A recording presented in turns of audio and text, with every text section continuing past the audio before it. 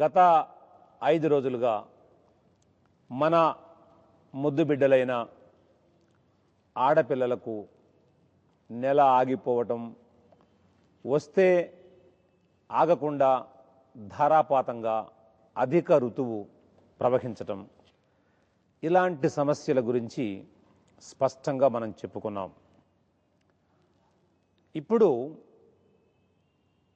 ఇవాళ మన బిడ్డలు ఎదుర్కోబోయే విపత్కరమైనటువంటి పరిస్థితులను ముందుగానే మనము గమనించి, తల్లి ప్రథమ దైవము, ప్రథమ గురువు, మీరు ఆ మాట మర్చిపోవద్దు. మీరు తల్లి వెయ్యి కాదు కోటి కళ్ళతో బిడ్డను ఎప్పుడు చూసుకుంటూ ఉండాలి.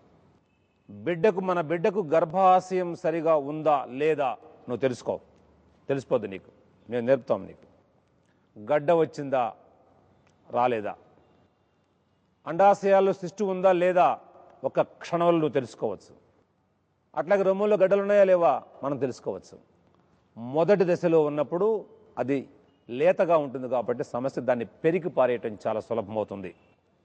ఇవాళ నెల రాకపోతే బిడ్డలకు తెలియక వాళ్ళు పట్టించుకోవటం లేదు, తల్లులు కూడా పట్టించుకోవటం లేదు. ఇది క్షంతవ్యము కాదు, క్షమించడానికి వీలు లేనటువంటి తప్పు.